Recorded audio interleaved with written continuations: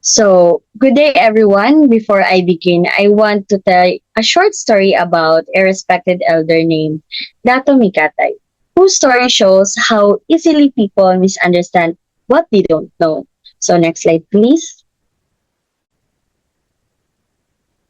So, meet Dato Mikatay. He is a respected elder from the Higaonon tribe of Bukidnon. He is also known as People of the Living Mountains. So he proudly says, ako si Dato Mikatay, taga Higaunon, Bukidnon. So, next slide please.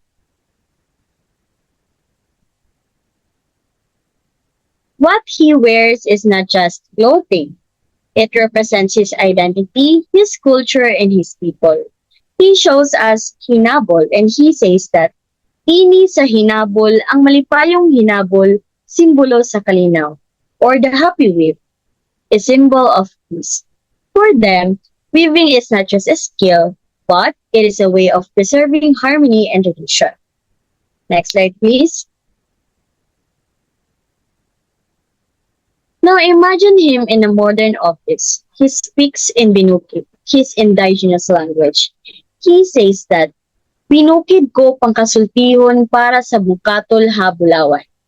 Instead of understanding his situation, people begin to question, can they speak English? Does he understand us? Simply, they judge him, not by his knowledge, but by his appearance. But the truth is, Dato Mikatay is a cultural guardian and a keeper of peace. He follows the Bangkatol Habulawan. It is a system of respect and harmony that has guided his people for generations. Lastly, next slide please.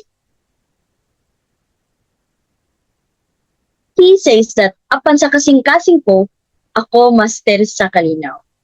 Or, he reminds us that in my heart, I am a master of peace. After hearing that short story, let me ask you this. Next slide, please.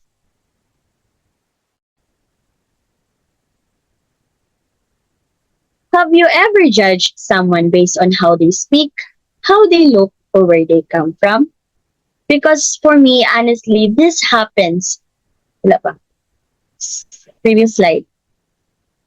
Because honestly, this happens more often than we realize. Sometimes we don't even notice that we're already forming assumptions. And most of the time, these judgments don't come from our own experiences, right? But from what we constantly see or hear around us. So, where do these assumptions come from? Next slide, please. Our assumptions are shaped by influences like media, social platforms, religion, social norms, and culture. First, media. Next slide, please. Media often represents repeated images and stories that can lead us to generalize about people. Social platforms. Next slide, please.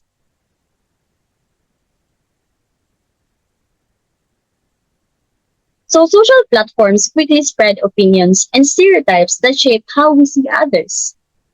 Next slide, please.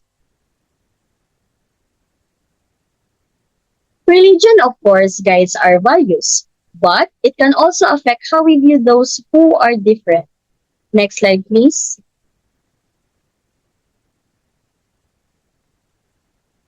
Next slide, please. Social norms and culture teaches us what is normal, which can influence how we judge others even before understanding them. Because these ideas are repeated again and again, they start to feel normal.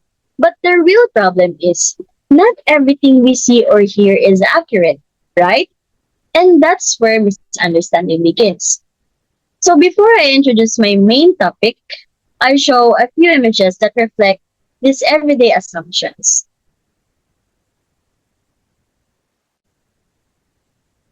Next slide, please. Take a moment. What comes to your mind when you see them? As you look at these pictures, you might already have certain thoughts in mind, right? maybe about their background, personality, or lifestyle. But here's the real question. What if those assumptions don't fully represent the truth? What if there's more to the person than what we immediately see? And this is exactly what we need to explore. Next slide, please. So, today I will be discussing intercultural dialogue, stereotypes, and the role of media and education in understanding cultural diversity. Because I believe in a diverse society, it's not enough to simply notice differences. We need to learn how to understand them in a deeper and more meaningful way. So, next slide, please. What is intercultural dialogue? So, next slide, please.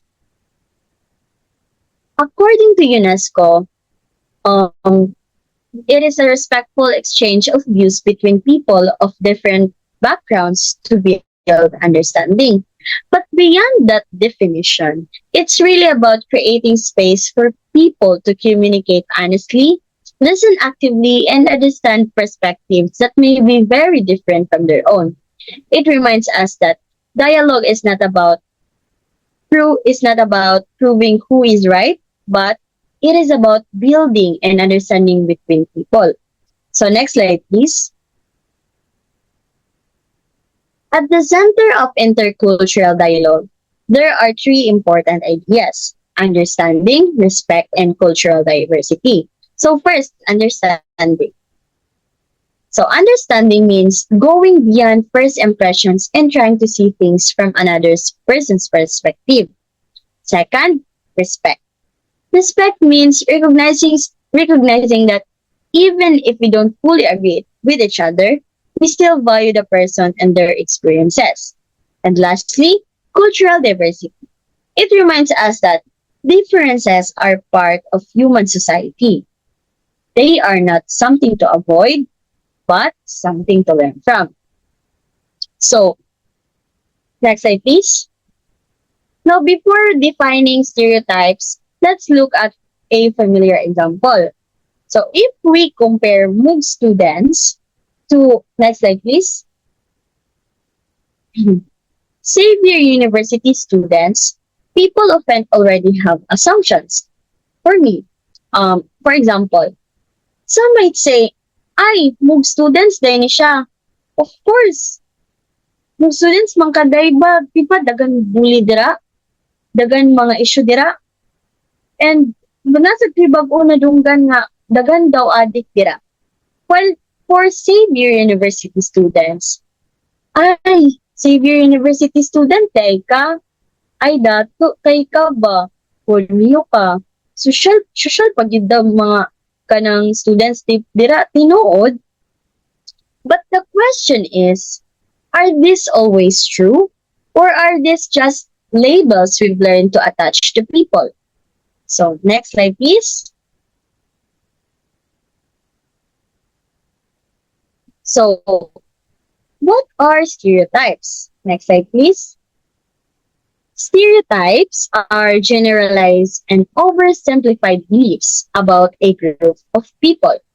They are like mental shortcuts that help us process information quickly, but they often ignore the complexity of real individuals. Instead of seeing a person as unique, stereotypes place them into categories or labels. And when this happens, we stop seeing who they really are. So next slide, please.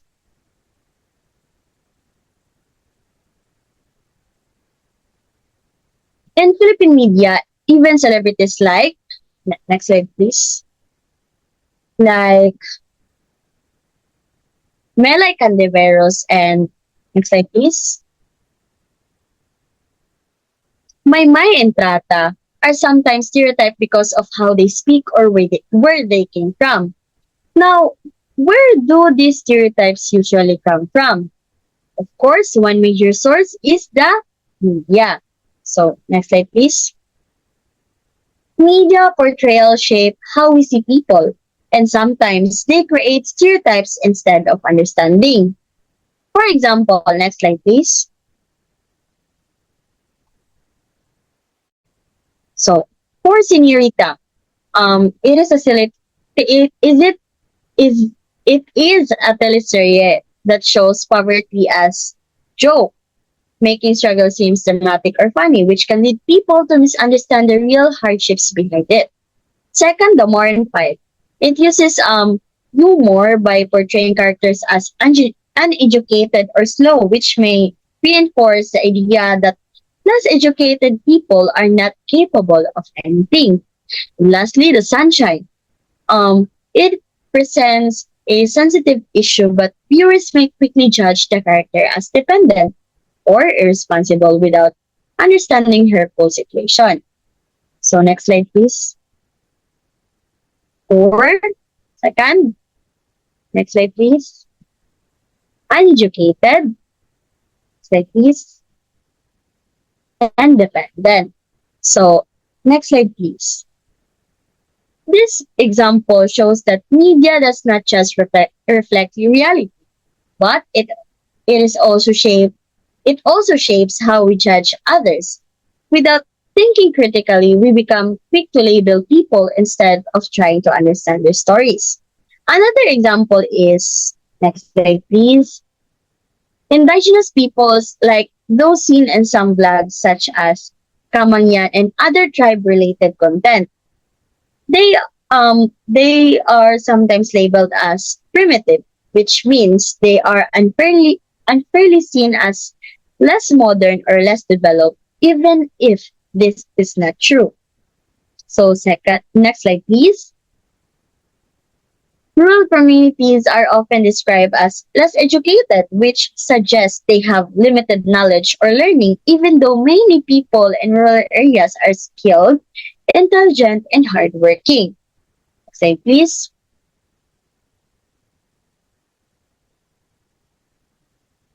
So, ethnic groups are also assumed to always behave in the same way, which is called stereotyping, meaning people are judged based on group labels instead of who they really are as individuals. So, when media keeps repeating these kinds of images or ideas, even in entertainment or social media, people may slowly start to accept people may slowly start to accept them as true without questioning what is the real truth. So to address these issues, there are efforts from institutions. For example, the NCIP works to protect the rights and identity of indigenous people. So next slide, please.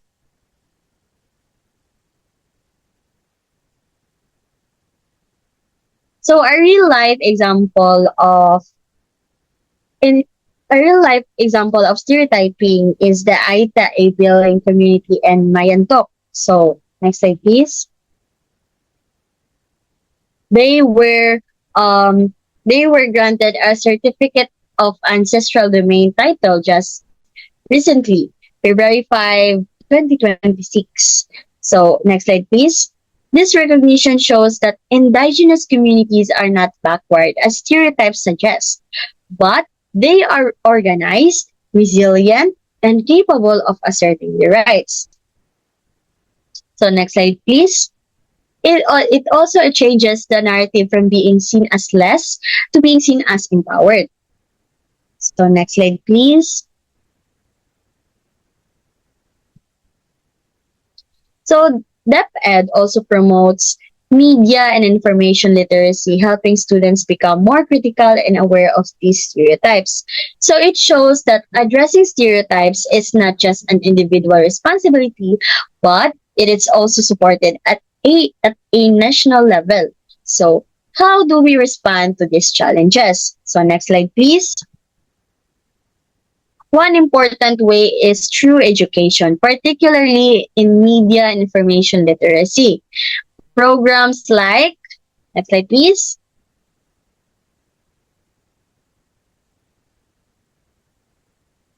Programs like Project I Learn aim to equip students with the skills to understand and analyze media more effectively. Through media and information literacy, students learn to how to evaluate information quickly. So, next slide please. They begin to recognize bias, identify stereotypes, and question messages that may be misleading. So, next slide, please. So, students learn to first, slide, please, recognize bias. Second, identify stereotypes. Lastly, they question messages that may be misleading. So instead of accepting information at face value, they learn to reflect and think critically. And this is where intercultural dialogue becomes possible because by understand because understanding starts when we become aware of our own assumptions. So to conclude, um, intercultural dialogue. Intercultural dialogue begins when we choose understanding over stereotypes. So before I end my presentation, I'd like to ask one last question. So next slide, please. Next slide pa.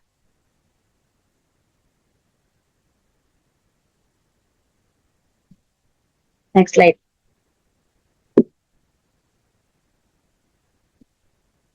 Next slide. So if we keep choosing stereotypes, how many real stories are we missing? So now that we understand what intercultural and stereotyping are, let us move on to the next part. The ingredients of media and information literacy that contribute to intercultural dialogue. And this will be presented by Rob. Thank you. So, good morning. So, let's start. So, media information literacy or MIL intercultural dialogue. So, how do MIL skills help people from different cultures understand and communicate with each other in the digital world? So, quick recap. So, what is MIL? So, it helps us access information from different media platforms. It also helps us analyze the information that we receive. It also helps us evaluate if the information is credible and accurate. And lastly, it helps us share information responsibly using media platforms. So here are our general objectives. So at the end of this presentation, the audience will be able to first explain how technology connects people globally, identify fake news and misinformation, and lastly, practice responsible and respectful online communication. So what is intercultural dialogue? Intercultural dialogue is a respectful communication and understanding between people from different cultures and backgrounds. Example, this image shows two people from different cultures greeting each other. So even if they have a different way of greeting each other, they show it with respect and friendliness. So what ingredients of MIL lend themselves to intercultural dialogue? So imagine you're a chef trying to create a five-star meal called intercultural understanding. So that is what media information literacy is. It's not just a school subject, it's our survival kit in today's digital age. So let's look at the first key ingredients of MIL. So the first is access to information, learning about different cultures through media. So here are example. So because of the internet, we don't need a passport to explore the world. With just a few clicks, we can experience K-pop from Korea or watch anime from Japan. So basically, media acts like a bridge connecting us to different cultures and allowing us to see how people live, express themselves, and share their stories all without leaving our rooms. However, digital consumers must remain vigilant because critical evaluation is essential because failing to analyze what we consume will lead to misguided conclusion, meaning we must always think twice before accepting information blindly.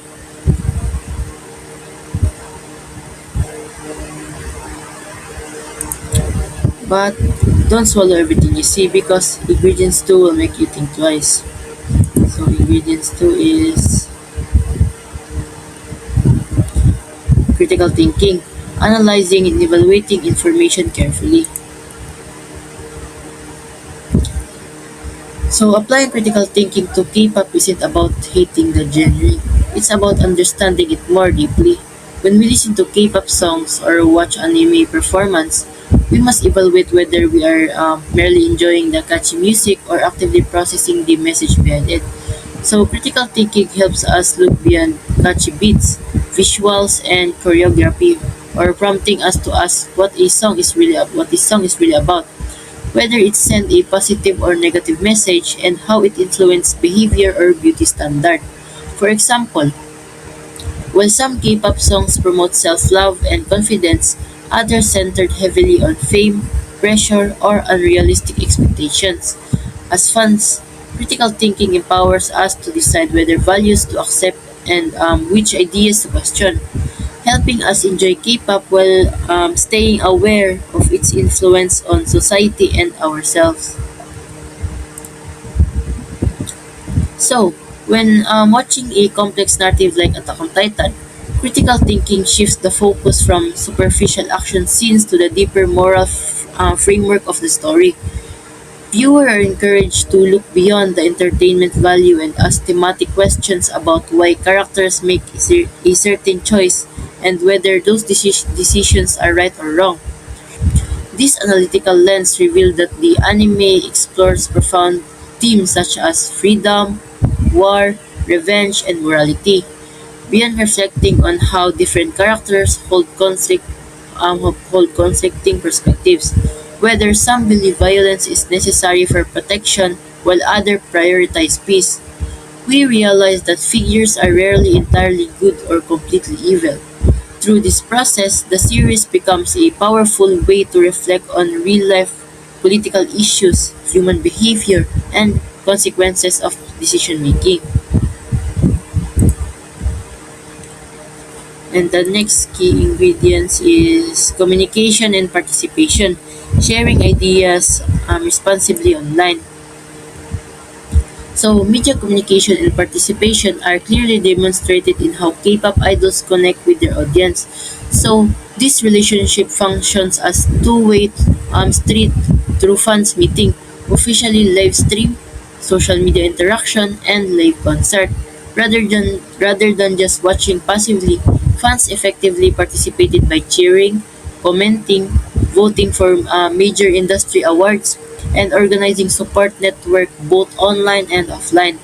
Through this continuous loop of communication, fans feel a deep sense of inclusion and personal connection to the artists they admire. So these dynamics ultimately build a resilient global communication where people from different countries and backgrounds can share opinions, experience, and mutual support.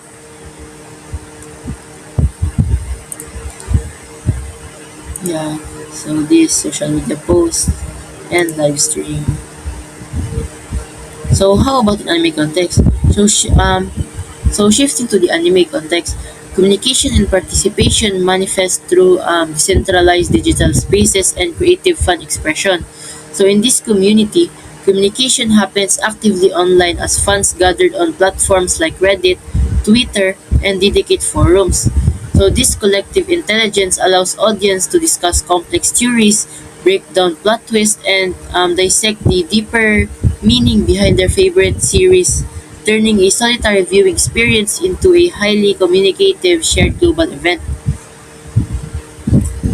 Furthermore, this communication quickly translates into physical participation through activities like cosplay. So by creating costumes, attending conventions, and physically embodying their favorite characters, fans stop being mere consumers and actively shape the cultures of their fandoms itself.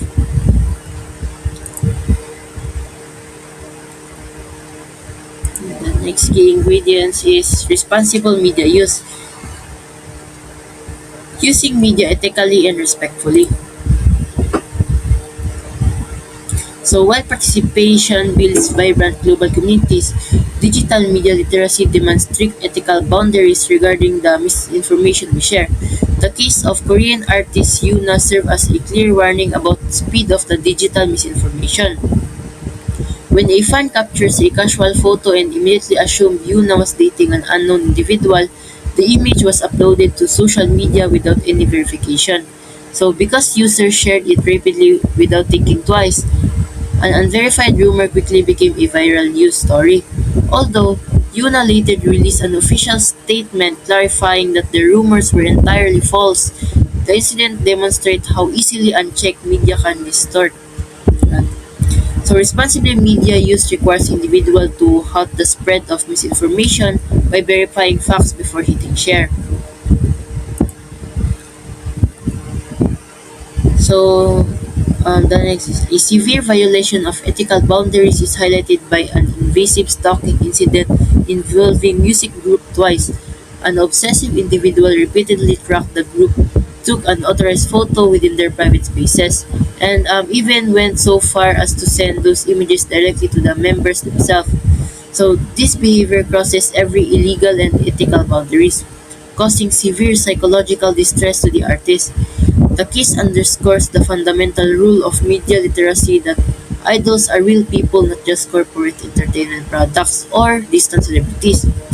Modern media platforms offers unprecedented access to public figures, which can distort a viewer's sense of boundaries, making it vital for responsible media users to respect an artist's absolute right to personal safety, privacy, and respect.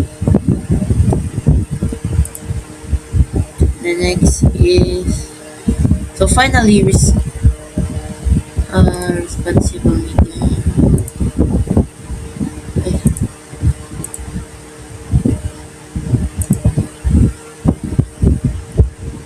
finally, responsible media use requires a balance between digital fandom participation and personal health.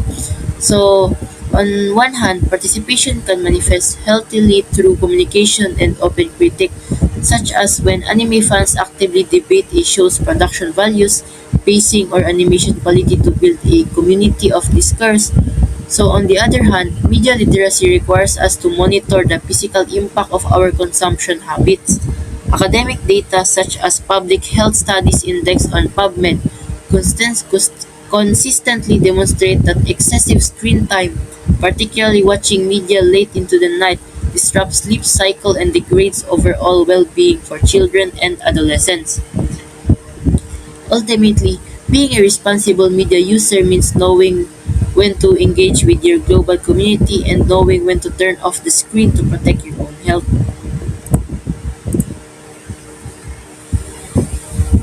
Yes, yes. Lag, oy, lag. So we also got our own traditions here in the Philippines. Lag. So let's begin with one of our most beloved holiday traditions, Simbang Gabi.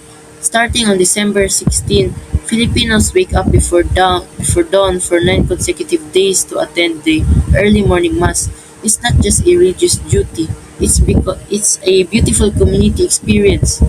The cool December air, that warm glow of parol, and the reward of eating hot bibingka and puto bumbong right after the mass makes this a cornerstone of the Filipino Christmas spirit. And the next is Festa. So next we move on from the serene morning of December to the vibrant energetic celebration known as the Festa. Every town, city, and province in the Philippines has its own patron saint, and we celebrate them with immense joy. Festas are an explosion of color, music, and dance. Streets are adorned with banderitas, and local communities showcase their heritage through lively street dancing. But beyond the spectacle, a, face, a festa highlights Filipino hospitality, where doors open and tables are filled with food to welcome both neighbors and total strangers alike.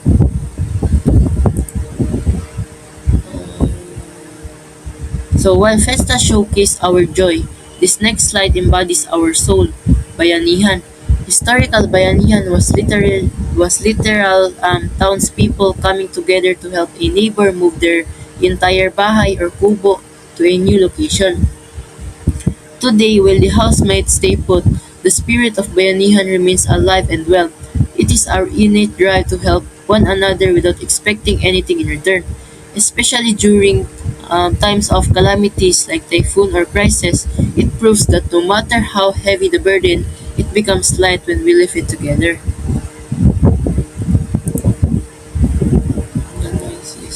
So when the year comes on and Filipinos welcome the future with a massive burst of energy.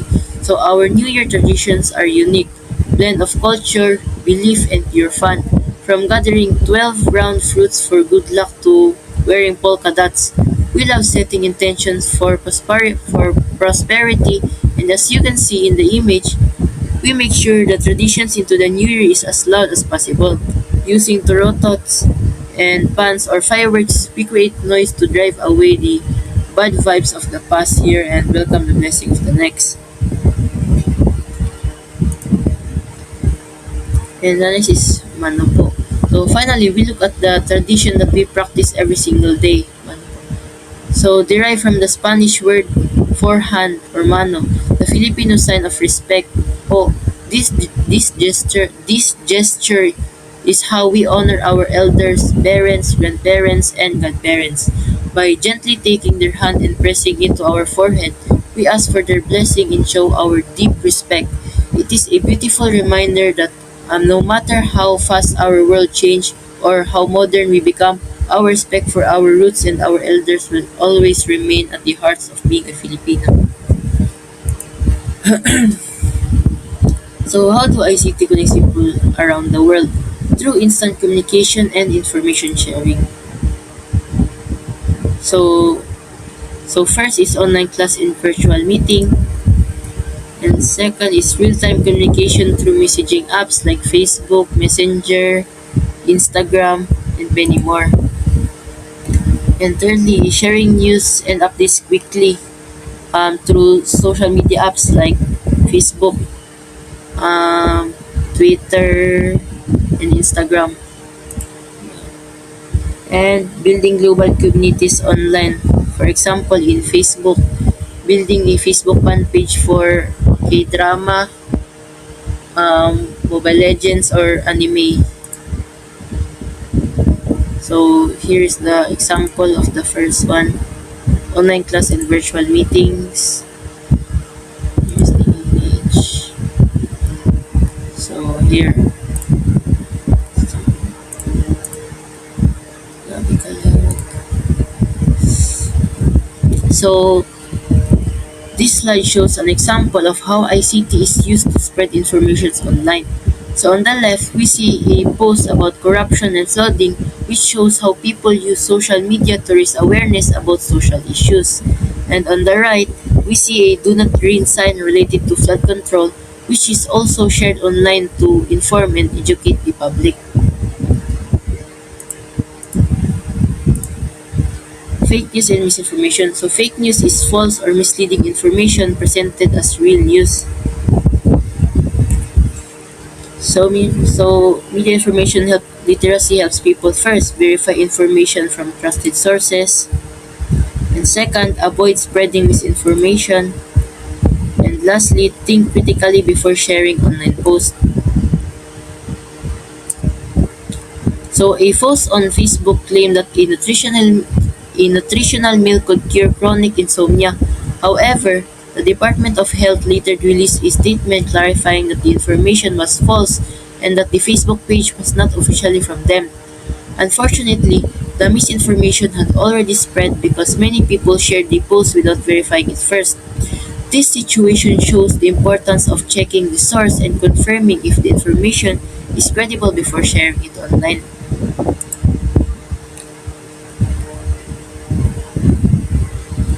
So, another example is a new free 5,000 diamonds plus free skins event up in Mobile Legends.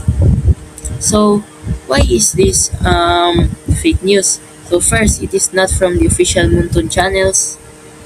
And second, it uses clickbait and hashtag to attract players.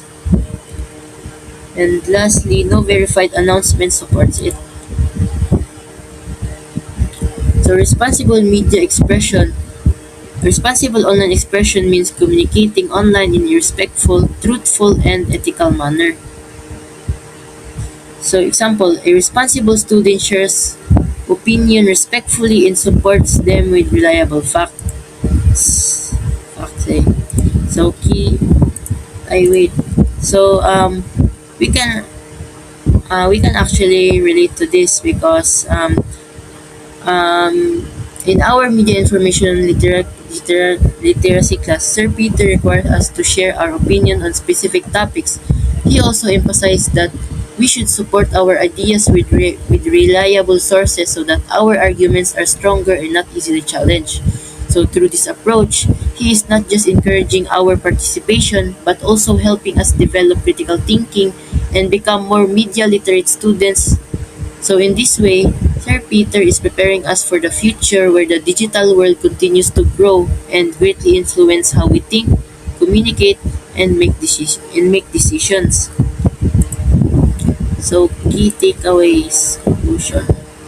Media information literacy empowers people to communicate responsibly in the digital world. So technology connects cultures, spread knowledge, and promotes understanding. By being media and information literate, people can think critically, avoid misinformation, and respect cultural differences online. So now that we have understood the key ingredients of media information literacy that contributes to the intercultural understanding, let us move on to the next topic, how MIL supports intercultural dialogue in the Philippines. So this will be presented by DJ Nikushi Masalihit. So good day everyone. My name is DJ Nicosio Armasalit, and before I start with my presentation, I would like to give you a short story about my topic. So everyone meet Alex. Alex is a student just like us. One afternoon while scrolling through TikTok, Alex sees a video of traditional ritual from a community in Mindanao. Alex doesn't really understand what's happening in the video, but thinks the chanting was sounds cool and vibey, and without thinking twice, Alex screen record it and reposts it with a funny, unrelatable, trending audio over it, hoping to get some views. So by the time the has gone viral immediately, but the comments aren't lost. People from the specific community are deeply hurt. They explain what's the Alex Alex use is disrespectful to the sacred ritual because Alex didn't have literacy to verify context of the video. A small repost has turned into a massive cultural conflict, sparking arguments between strangers in the community sections. So Alex didn't mean to be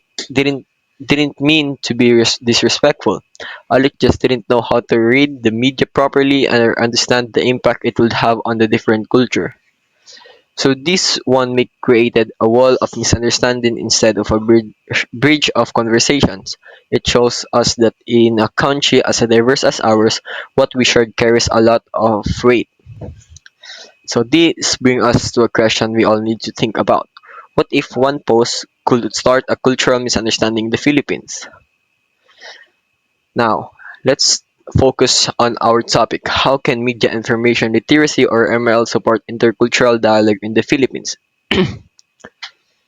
So, what is media information literacy? First, what is media information literacy? MIL is the ability to access, analyze, evaluate, and create information using different forms of media. It is not just about using technology, but also about understanding how information works and how it affects people. So next we have analyze, and evaluate.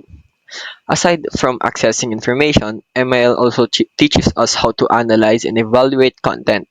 This means we should not believe everything we see online. We need to ask questions like, is it true? Is it the source reliable? Is there any biases? By doing this, we become more critical thinkers. And next slide we have create and share responsibility. Most importantly, ML encourages us to create and share information responsibly before posting on sharing something. We should think about its impact in others. In others, we must avoid spreading false information and make sure that our country is respectful and appropriate. So as you can see here in the Philippines, we have many country, languages, and traditions. And here's the example of a traditions, language, and country. Here in the first picture, we have the Tagalog, Cebuano, Ilocano, Kapampangan, Muslim, at indigenous people. So not now let's move on intercultural dialogue. Intercultural dialogue refers to communicate and interactions between people from different cultures, traditions, and belief. It allows individuals to exchange ideas and understand each other's perspective.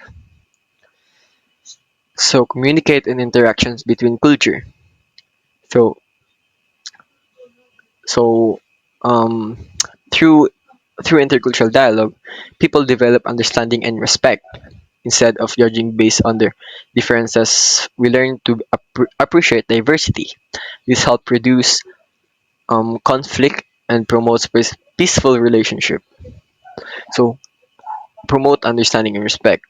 So what I've said earlier, instead of judging based on their differences, we learn to appreciate diverse country. Next slide, you have why is intercultural dialogue important in the Philippines?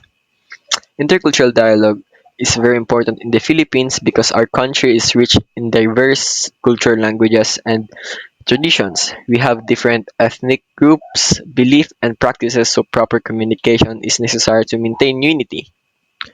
So here's the example of why is intercultural dialogue important in the Philippines. First, we have here a fake news. How However, one major problem today in fake news spread quickly online and can easily mislead people. When people believe false information, it can create confusions, fear, and even conflict between groups. As you can see here in the breaking news, tinolang manok balish, government to find Filipinos who cook national dishes, adobo next. Like, kinsa may ganang mawala ang tinolang manok, di ba? So, that's a fake news. So next we have here a cultural misunderstanding. Another issue is cultural misunderstanding. This happens when people misinterpret traditions, belief, or practices of our cultures. Without proper knowledge, people may judge or disrespect others' unity unintentionally. So as you can see here, the Bisaya and indigenous people can understand what they're saying to each other. So thus cause a under and then that cause a misunderstanding or misinterpretations. So next we have here cyberbullying. Cyberbullying is also a serious problem. Some people use social media to insult, shame, or attack others, especially those who are different from them. This creates a negative environment and discourages healthy communications. As you can see in the picture, there's a Tagalog posting a and selling a broken phone, and then the Tagalog says Bisaya lang bibili niyan, and that is a cyberbullying. So there's an example of cyberbullying also, and it says, "Lol, you are fucking over dramatic. You are not even smart or beautiful. Ugly, ugly. Fuck you. I hope you die." And that's a example of cyberbullying. So next we have here false informations. Now let's talk about misinformation and misinformation. Misinformation refers to false or inaccurate information that is spread online, whatever intentionally or not. It is one of the main causes of misunderstanding in digital communication. So now we have here false information. False information is completely untrue content. These are statements or claims that have no factual basis, but people may still believe them if they are shared repeatedly. So here is the example of a false information. It says here, breaking news, drinking lemon water cures cancer. Doctor don't want you to know this secret. And that's a false information because there is no scientific evidence that lemon water can cure cancer. And that's a example of fake false informations. So next we have a misleading content. Misleading content, on the other hand, may contain some truth, but it's presented in a way that confuses or decisive people. It can twist facts to create a different meaning. So here's the example. Misleading content. In the first pictures, it says, shocking man collapse after COVID-19 vaccine. See the proof. So misleading, the post suggests the vaccine caused the man collapse. But the actual content says, man collapsed due to heat execution at outdoors event. So here is the truth. The real reason was a heat execution, not the vaccine. And that's a sample of a misleading content. So next slide, we have a clickbaiting. So clickbait is another form of misinformation. It is used as exaggerated or shocking titles to attract attention, but the actual content is inaccurate or unrelated. This can mislead readers and spread wrong information. So here's the example.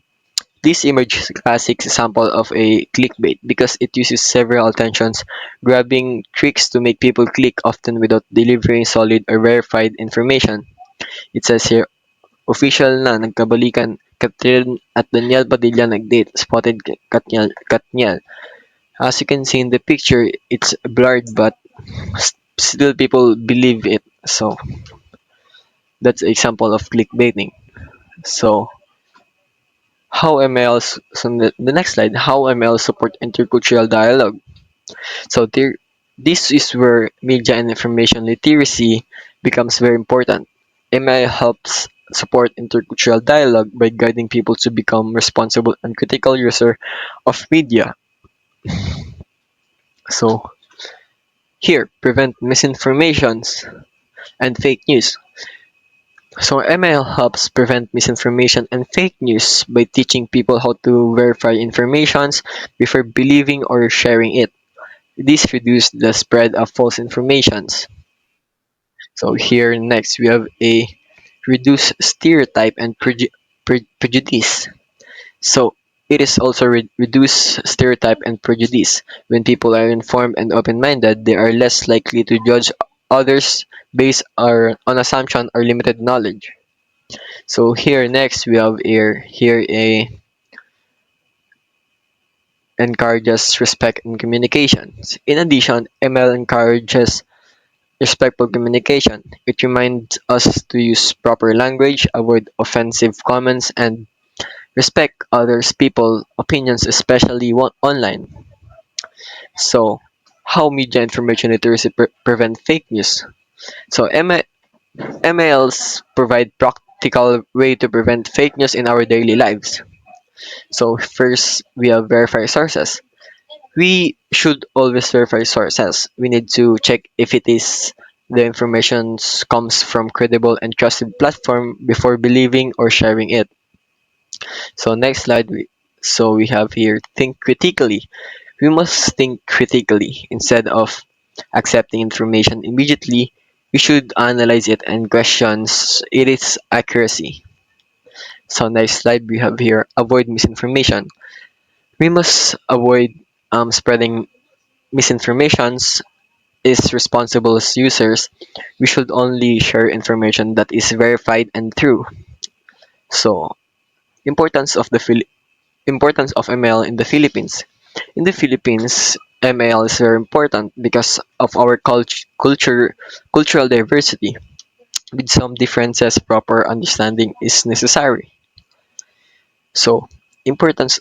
So the Philippines is rich in diverse cultural languages and belief. Um, our cultural differences requires respect and open-mindedness. But may by understanding each others, we can avoid conflict and build stronger relationship. So next, we have cultural differences and require understanding respect. I've said earlier, our culture differences requires respect and open-mindedness, and we can avoid conflict and build a stronger relationships to others. And next we have here, promote unity, peace, and social harmony. Through MAL, we can promote unity, peace, and social harmony. It helps us become as more responsible citizens who contributes positively to society. To conclude, media information literacy is not just about using media, but about using it wisely and responsibly. By being informed, critical, and respectful, we can support intercultural dialogue and create a more understanding and united Philippines. And that's all with my presentation. Thank you for listening and goodbye. So, good evening, good afternoon, good day everyone, especially to Sir Peter. So first, before we begin, I want the audience to participate. Based on the picture, can you guys guess which culture this pictures or country represents? So let's begin. Yes, that's India. Next, yep, that's Korea. Next, that's Japan.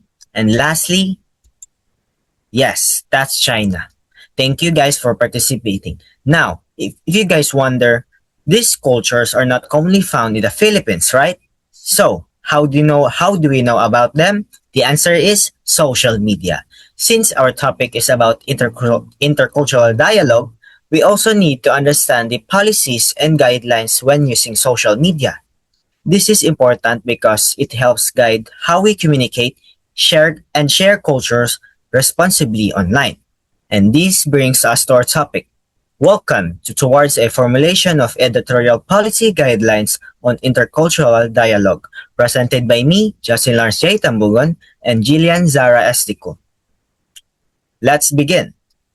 But before we begin or tackle the two normative roles for media, let's define first what is a normative role.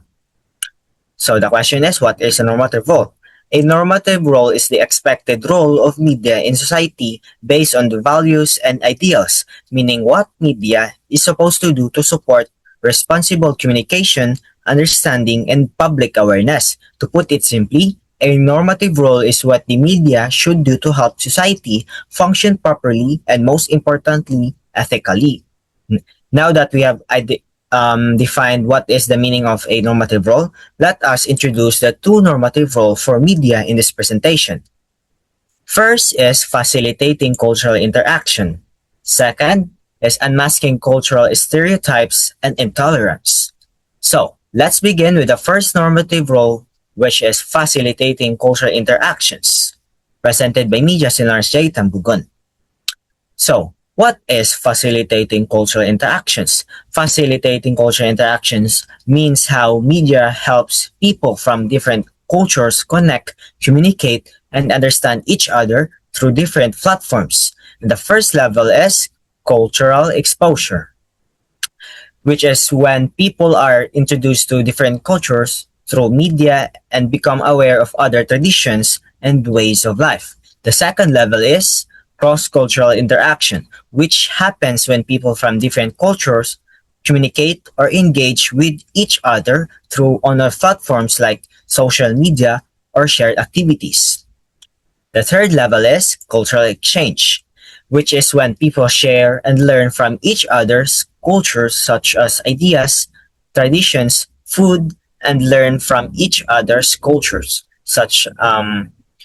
So let's begin with the first level, cultural exposure. Now, cultural exposure is the first level in facilitating cultural interactions, where people are introduced to different cultures through media and become aware of other traditions, lifestyles, and ways of life. But I have a question for everyone. Where do we usually encounter different cultures worldwide?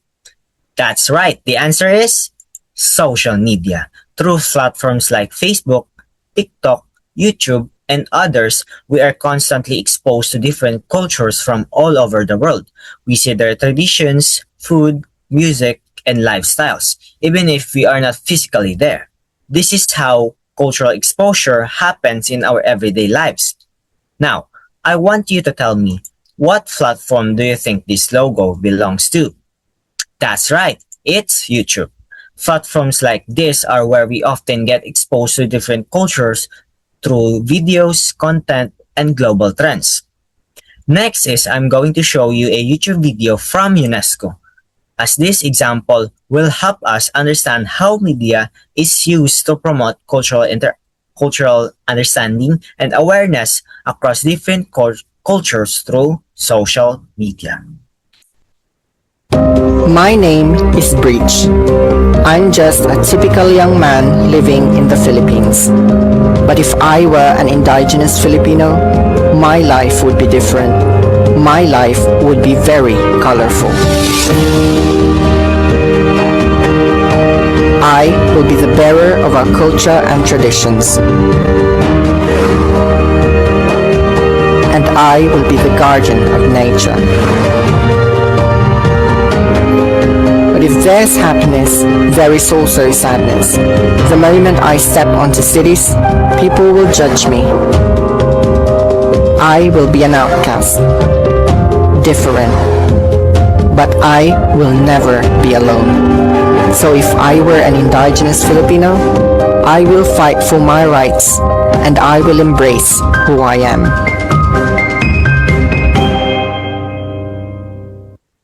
Now, this video titled If I Were an Indigenous Filipino is an example of facilitating cultural interactions and cultural exposure because it uses media to introduce viewers to the experiences, identity, and struggles of indigenous Filipino communities. It promotes cultural exposure by allowing people to learn about a culture that they may not personally encounter in everyday life. Through storytelling, viewers are introduced to their traditions, way of life, and perspectives, even if viewers are not part of that community. The video allows them to emotionally and intellectually connect with their experiences through media. Now, I want to show you the other side of cultural exposure, the negative side of media exposure. While media can help us learn and understand different cultures, it can also expose us to harmful or misleading content. Now, who here knows what 4chan is? For example, 4chan platforms like 4chan allows users to post and share content freely. Because of this, people can be exposed to information that is not always accurate, safe, or appropriate, especially to young ones or kids. Now, let me give you an example of that. DIY crystals. On August 18, 2009, an anonymous user on 4chan shared a seemingly innocent guide, how to grow stunning crystals at home using common household items. The recipe included items like laundry bleach, table salt, baking soda, pennies or some other copper coins, and ammonia. The instructions were straightforward. Mix these ingredients in a large glass jar, add the pennies, and blow on them through a straw to trigger the reaction. However, anyone who followed these instructions was in for a horrific surprise. What seemed like a harmless DIY experiment turned into a nightmare, because the original poster's promise of beautiful DIY crystals was a flat-out lie. In reality, combining ammonia and bleach produces chlorine gas, an insidious and highly toxic chemical. Chlorine gas can cause severe respiratory damage, excruciating chemical burns, and even permanent injury with just brief exposure. Prolonged exposure to high concentrations, on the other hand, can be life-threatening. And even if someone manages to survive, the excruciating pain with every breath feels like razor blades scraping their lungs. It's a literal war chemical that was used by Germany during World War I and resulted in the deaths of over 90,000 soldiers. To make matters worse, the step involving blowing on the pennies with a straw wasn't just pointless. It ensured that anyone attempting this experiment would lean in closer to the jar, inhaling a much higher dose of the deadly gas. For someone to trick people into creating this deadly chemical in their home goes beyond the realm of simply trolling. It was calculated and downright malicious. The original thread has since been lost to time, leaving no way to determine just how many people fell victim to this cruel trick. However, I did uncover a reply posted just a few days later. Wait, before we continue. Now, this makes it an example of cultural exposure because users are introduced to content that they would not normally encounter, but it also shows why we need to be careful when using social media. Now, let's continue. In it, someone shared their horrifying experience of attempting the experiment, where instead of creating cool-looking crystals, they nearly died after inhaling the toxic fumes and had to spend a week in a hospital bed to recover. And from what I could find, he wasn't the only victim of this inhumane prank. The original thread eventually morphed into a copy pasta, spreading across the internet like wildfire. It popped up on platforms like Reddit, Tumblr, and even in Roblox servers, where it could easily reach a younger, more impressionable audience. Even if viewers figured out something might be off, multiple replies like "amazing, can confirm this works" and "okay, just finished after a long, hard 25-minute blow, looks amazing OP" could easily erase any doubts and make the post seem legitimate. Tragically, that's likely what happened to an 11-year-old boy in Maryland. On the 18th of June 2015, someone made a post on the legal advice subreddit with the ominous title, "My son accidentally killed himself because of 4chan." What followed was a heartbreaking account of a tragedy that could have been avoided. It stated, "About a month ago, my 11-year-old son accidentally died when he followed instructions he saw online on a website called 4chan. Someone had posted detailed instructions on how to make what he believed to be crystals, but turned out to be poison. Is there any legal action I can take against the person who ruined my life and devastated my family? A friend recommended I ask around before paying for a lawyer. Any help would be appreciated." Sadly, due to the anonymous nature of sites like 4chan, there's no feasible way for this parent to uncover the identity of the original poster or seek justice for their son. The only silver lining here is that this deadly copy pasta has since faded into obscurity, reducing the chance of more victims falling into its trap. Now, this example shows culture exposure, right? But because the child was exposed to online content from a platform like 4chan, it highlights how media can introduce people to information, ideas, or content that they would not normally encounter, which is dangerous in their daily lives. However, this also shows the negative side of culture exposure, as not all content online is safe or accurate. Some information can be misleading, harmful, or dangerous if not properly understood. Now, let's move on to the next example. Now, I want you to tell me, what platform do you think this logo belongs to? Of course, we all know this. That's right, it's Facebook.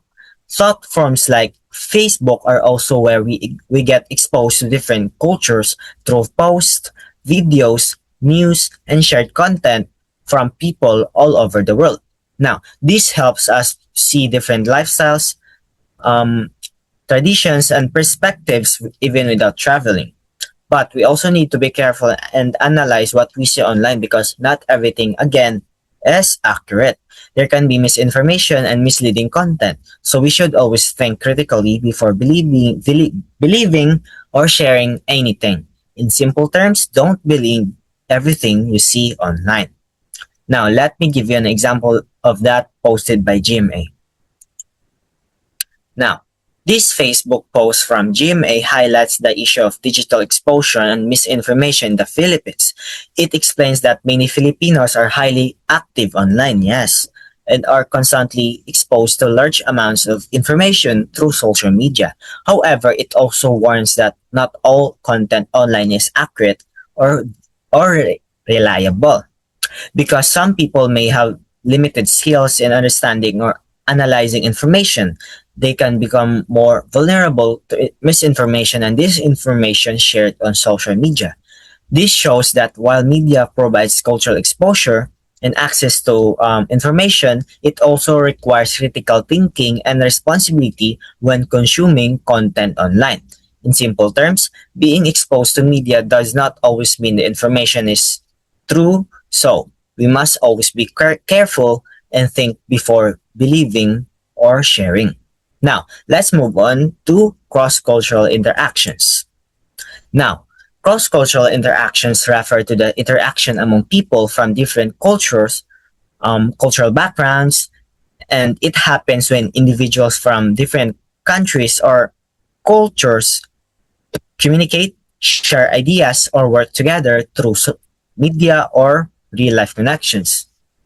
Now, through platforms like social media, online games, and global communities, people are able to interact even if they are far from each other. Now, this allows them to exchange opinions and understand different perspectives and build connections despite cultural differences. In simple terms, it is when people from different cultures come together to communicate and engage with one another. Now, please raise your hand if any of you have, or not raise your hand. Now, just think if you have any international friend. Now, if you have, yes, that's good. This is a simple example of cross-cultural interaction. Having an international friend means you are communicating or connecting with someone from a different cultural background. Even if you are not physically together, you can still talk, share ideas, and learn from each other through social media, messaging apps, or online platforms. This shows how media helps people from different cultures interact and build connections. But why is it important? So let me give you an example of that. YouTube example of that. So yeah. Okay, what else? Yes, man meat. I do not understand item H403. H403. A lot of Americans wear these to sporting events. But why, sir? It's hard to explain. We just do. Yes, I don't understand the purpose of A221. A221. That's a burger brand. Americans eat a lot of beef, and some people like to burn their initials into their food with a red hot iron before they eat it. Why? It's like a cattle brand. You know, the thing you use to burn a symbol into a cow with? No, in America, that's how you keep track of your cow, is branding. With a red hot iron. Yeah. But wouldn't the cow run away? Oh, no, we only do it to baby cows. When they're small enough to hold them down. Yes, Asha? A suggestion, Mr. Todd. Go ahead. You need to learn about India. Now, this video is an example of facilitating cultural interactions and cross-cultural interactions because it shows people from different cultures trying to understand each other's practices, even if they seem strange or unfamiliar at first. Now, at the same time, it shows cross-cultural interaction because there is communication and exchange of questions, explanations, and perspectives from between different cultures. Now, this helps us realize that cultural differences can lead to curiosity and misunderstanding, but through communication and media, people can learn, ask questions, and better understand each other instead of judging quickly. Now that we've seen how cross-cultural interaction can promote understanding between cultures, let's also look at its negative side. While media allows people to connect, not all interactions are positive or respectful. For example, platforms like Omegle. Omegle is an online platform where where users can talk to random strangers from different countries through text or video chat. OMTV is a similar platform from Omegle that was created as an alternative offering the same random chat feature but with slightly more moderation and control. Now, let me give you an example of that. Hey, I remember you. You're another place. I'm 16. If you stay long for me and take your sweats off. Who are you here to meet today, buddy? Do you remember me? No. Yeah, buddy, you're done again. My 16-year-old son texted me like he needed him. Getting a bit bored. I got a really long message from a detective at police department in that exact time.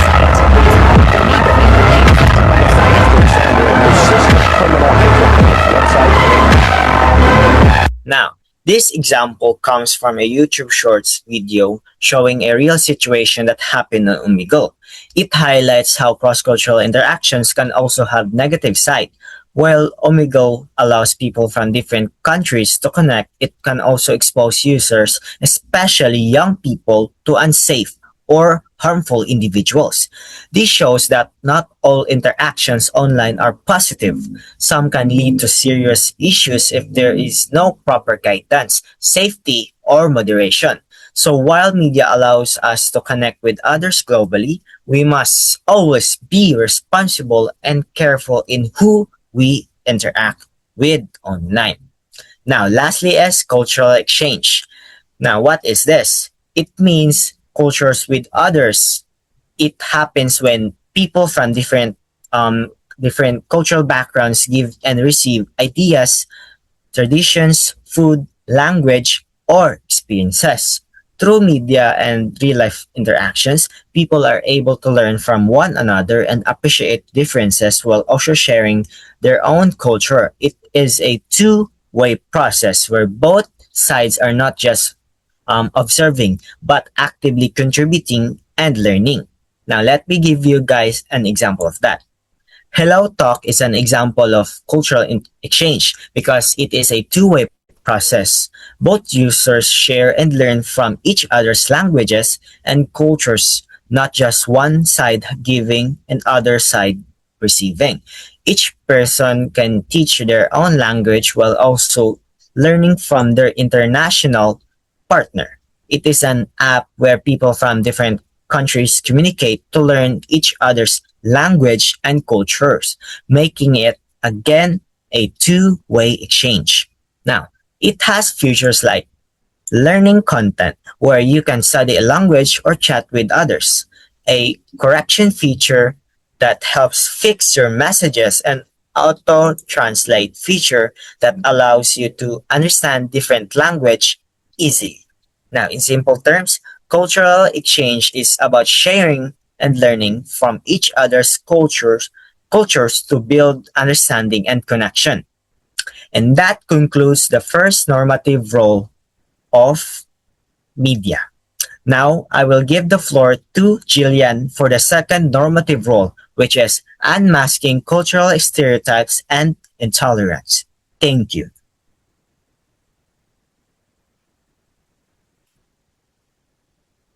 Everyone. So now that Justin has discussed the first policy guidance on intercultural dialogue, so I'm gonna discuss the second policy guidance on cultural dialogue. So which is unmasking stereotype and intolerance. So we will be presented by Julian Elstico.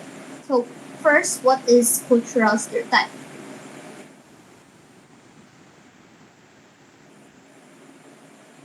So cultural stereotypes are oversimplified or often inaccurate beliefs or assumptions about a group of people based on their culture, ethnicity, or background. So I have two examples for that. So we will start with the first. This one. So as you can see on the text, which is it says that the bubble label on Bisaya insecurity disguised as security. So some people label Bisaya individuals or people as bobo, dumb idiots, ganon. So this is actually very cultural stereotype because it unfairly generalizes a group of people based on their language or cultural background. So it ignores individual abilities and promotes discrimination. So another example of that, which is this video.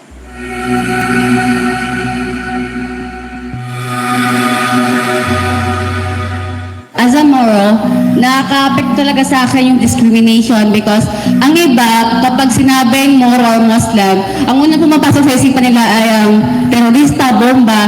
So, para sa akin lang na masagyat ko talaga siya. Hindi lahat ng Moro terrorist, hindi dapat ganun yung pananaw. Sana mabago yung ganun mga pananaw and ganun mga incidents. So, as you can see on the video, that the girl complained that she is being treated differently because of her background or what people believe that Muslims are terrorists.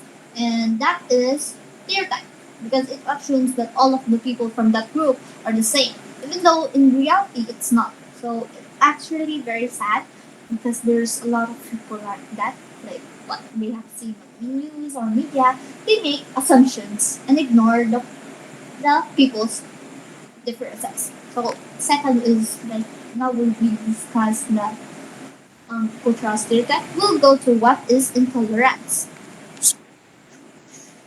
So what is intolerance? So intolerance is unwillingness to accept people. So I have a study for that. That I have read a study for that about indigenous people are experiencing unfair treatment in the Philippines. So the study shows that individual peoples in the Philippines are experiences indigenous peoples in the Philippines are experiencing unequal treatment and exclusion, especially in education. So many faces stereotypes and prejudice. They have like very limited to resources and opportunities. So it also explains that. Oh, it also explains that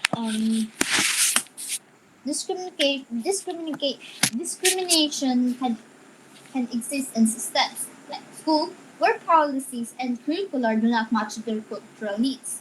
So because of these conditions, inequality continues, and this can lead to intolerance, where people fail to respect or accept their cultural difference.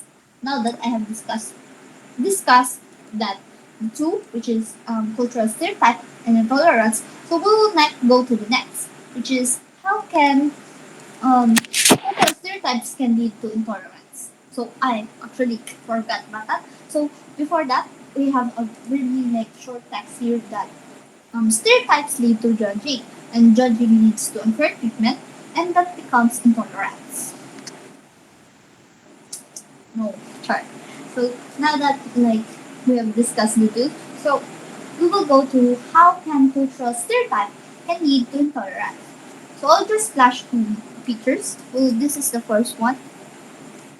So as you can see, there's two people, which is Mestiza and Morena. So this image shows that cultural stereotypes can lead to intolerance by comparing lighter skin and darker skin. So it also suggests that people often believe lighter skin is more beautiful or better, while darker skin is judged unfairly. So because of this stereotype, people with darker skin often be treated differently and discriminate. So you, so you should not judge by its color because you never know like that whiter skin is like a little bad attitude. So second one is that uh,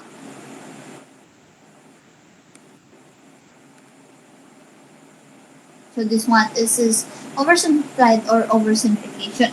So in the text, it just says that Asians are good at math while dressing up racism as a compliment. It doesn't add up. So the idea of Asians are good at math may sound like a compliment, but it still labels a whole group of people the same way. So not every Asian people like me is good at math, and assuming it, they are putting pressure on Asian people and ignores their individuality. So when people believing this stereotype, it can lead to unfair treatment. So for example, I have this scenario that someone is like an Asian is struggle with math, and others might judge them or more harshly make fun of them because they don't fit their stereotypes, and this can make the person feel excluded and misunderstood. So that's all. So we will go to how to prevent it. So how to prevent it? It create effects of stereotypes and tolerance. So first, it creates misunderstanding. So it gives wrong ideas about culture. Second, it leads to prejudice. So people may develop negative attitudes toward others on false beliefs. Third, unfair treatment can happen in school, work, or society. So it causes discrimination. Discrimination. So we'll go and switch up to chat, which is the effects in one. This next one is promise how to prevent it. So how do you prevent cultural stereotypes? So one is like practice media information literacy. So always question and analyze what you see on the media. Second is educate yourself. Learn about different cultures from reliable and diverse sources. Third, promote respectful language. So avoid jokes or comments that may offend others' culture. So I have a lot small comment list about summarizing my topic is that unmasking stereotypes and intolerance means recognizing how fixed and oversimplified beliefs about certain groups often spreads through media, culture, or tradition, and it can lead to unfair treatment, so discrimination, and exclusion. So it emphasizes that stereotypes are not always harmless. When left unchallenged, they can shape attitudes and that justify intolerance toward people of different cultures, religions, or identities. So through media information literacy, which is MIL, it encourages individuals, especially students, to question these assumptions, how to analyze media portrays different groups, and promote respect, diversity, critical thinking to build more inclusive and understanding in the new society. So that's all everyone. This is my topic is all about.